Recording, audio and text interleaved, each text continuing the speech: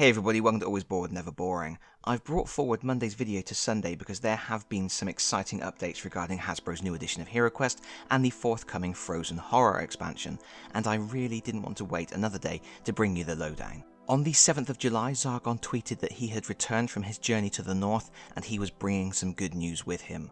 First of all, we now have confirmation of an official release date for the Frozen Horror. It's 1st of August 2022. However, some places are already taking pre-orders and you may be able to get a copy earlier than that depending on where you shop and what territory you're in. That's pretty exciting in its own right, but to celebrate the new expansion, Hasbro have released yet another free quest which is available to download from their website. They've even thrown in some extra rule clarifications, some brand new rules for using animal allies, and some new artifacts you can print out and add to your Frozen Horror expansion. I'll put a link in the video description for you. Just bear in mind that sometimes if your cookies have stored your location as outside of the US, these links might not point to the correct place. You can resolve the issue by clearing your cookies and then clicking the link again. If you get prompted to select a region when you reach the website, select the US. Anyway, obviously I'm not going to spoil the quest here for you. You will have to download it and play it for yourself to find out what it's all about. But the premise is your classic kick down the dungeon door and search for a rare artifact that may be useful in subsequent adventures.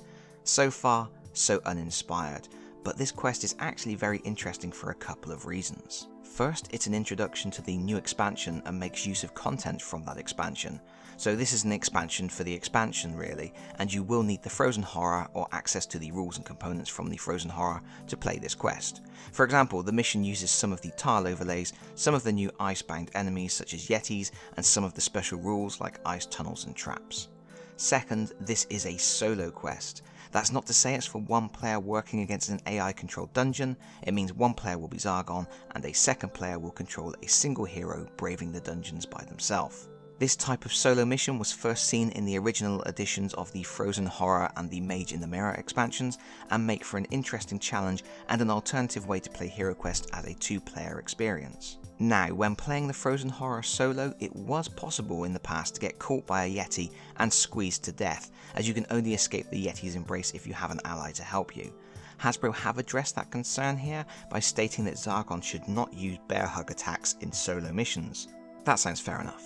The third point of interest is we have some new playtest rules, the most exciting of which is the inclusion of animal allies. They have only included one with the quest, a wolf naturally, and it's pretty straightforward to incorporate into games. If you have an ally, they act directly after you. They can fight, but they aren't allowed to search for treasure, disarm traps, activate levers, use items, or any of the other stuff a hero can do.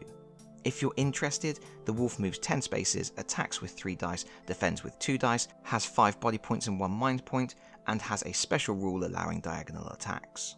It will be interesting to see what other animal allies they are considering introducing. I am already imagining an animal ally pack with a selection of different animals, which would really add some interesting party building options. The other playtest rule is regarding movement. When there are no monsters on the board, each hero can choose to treat each red movement dice they would throw as scoring a 4. That means for most heroes, they get a flat movement rate of 4. This is a solid rule because I feel roll and move is absolutely essential during combat because it gives the heroes something else to fight against, as they have to base their strategies around the movement points they have or what they hope they will be able to roll. The playtest rule also reminds me of Advanced HeroQuest, where outside of combat situations, the movement rules were much looser and allowed heroes to travel much farther. It's a good way to keep adventures chugging along at a good clip, especially if the heroes end up needing to backtrack to a previous location. Finally, this download includes 4 new artifacts with an icy theme to match the Frozen Horror expansion. They aren't used in this particular quest, but you can print them out and add them to your expansion. I guess they are mainly for homebrew content, but they might turn up in subsequent free download adventures at some point. I will show them here, but it's a bit of a spoiler, so if you want to skip ahead, I'll put a timestamp in the video description for you. So, if you want to skip, skip now.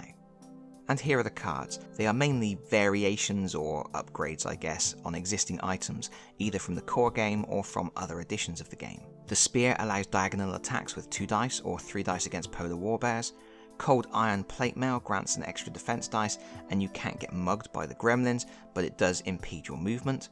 The Spiked Shield grants 1 additional defense dice and you are immune to Yeti cuddles. Finally, the Warhorn allows you to recruit allies that have already adventured with you before for half the cost. I'm not sure how I feel about artifacts that are so powerful against Zargon's latest retinue of evil minions, but it's nice to have those extra materials to drop into quests. Maybe something to consider if your heroes are starting to struggle a bit too much. And that about sums it up, although I will add, because someone is bound to ask, this new quest is not currently available on the companion app.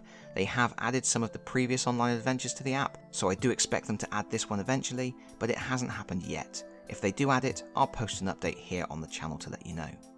And I guess that's all I've got to say about this for now. I'm really pleased to see Hasbro continue to support the game with more free content, and I'm obviously very excited to see the Frozen Horror coming to retail soon. I will be pre-ordering my copy as soon as I can, and you can expect an unboxing and review on the channel as soon as it hits my doorstep.